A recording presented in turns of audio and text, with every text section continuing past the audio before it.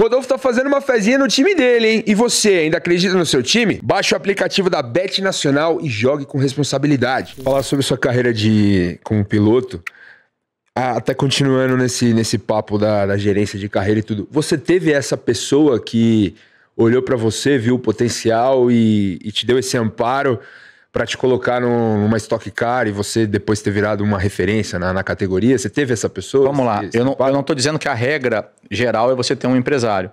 Você tem ali...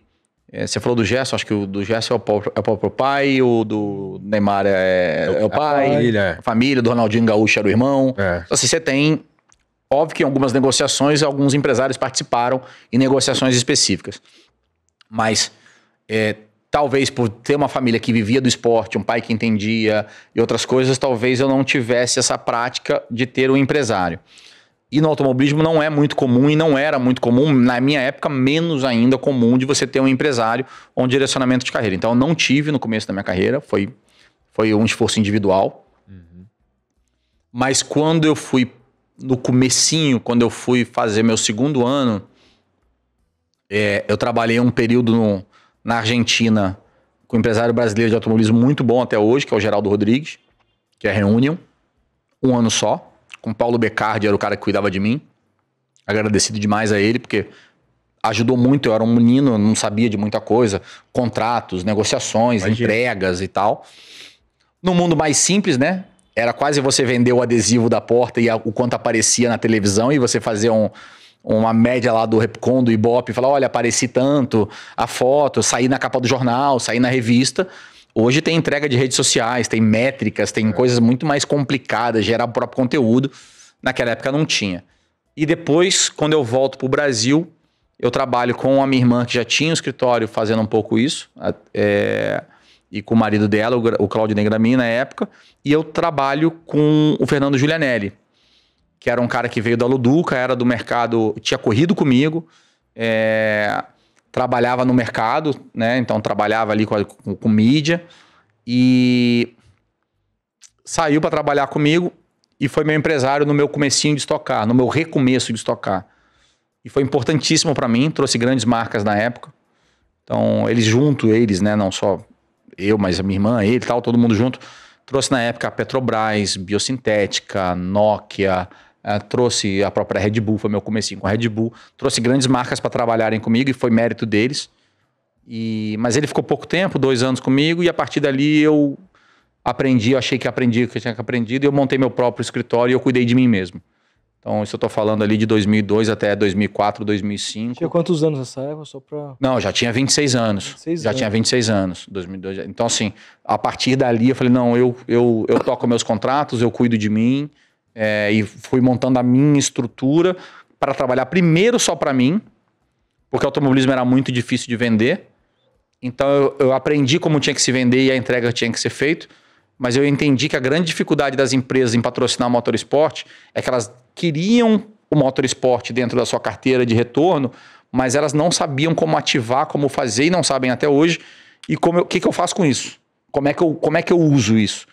Né? E eles começavam a contratar um monte de gente para operar. Eu falei, não, vem comigo, eu te dou o assessor de imprensa específico, o fotógrafo, o videomaker, o cara de redes sociais, quem vai fazer o conteúdo. Um facilitador. Eu faço o layout, eu faço o uniforme, eu crio o brinde, eu compro o camarote para você, eu te entrego pronto.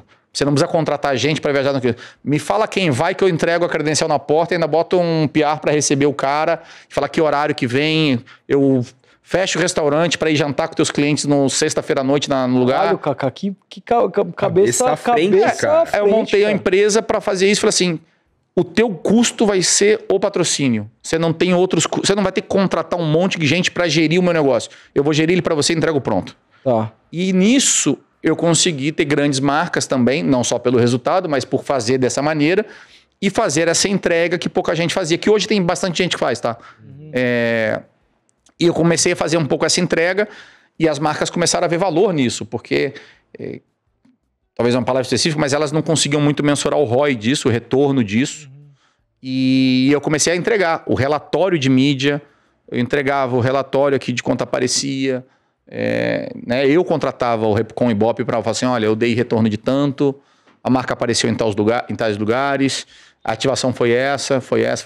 Então, nisso, eu comecei a ter uma aceitação melhor das marcas e começar a fazer para outros pilotos. Depois que eu comecei a fazer para outros pilotos, eu falei, cara, não dá para fazer para meus concorrentes. Porque muitas vezes as marcas estavam nos meus concorrentes e falavam, mas quanto é que custa para estar com você? Porque você que está ativando para mim.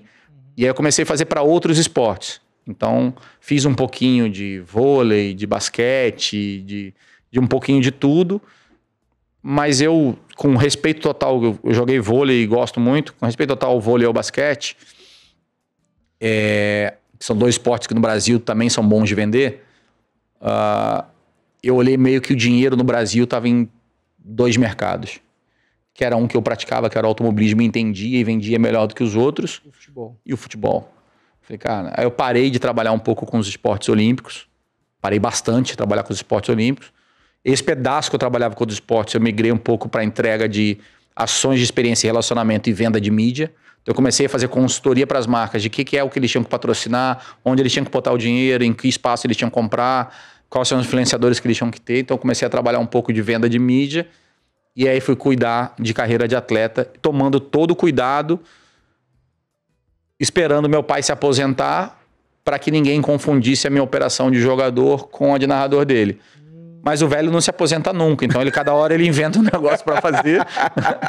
Então ele falou que era a última Copa dele há 4 anos atrás.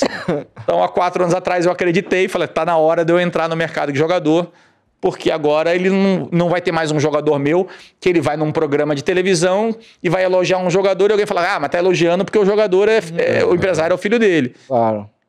Ele falou pro Brasil inteiro e eu acreditei que ele estava se aposentando.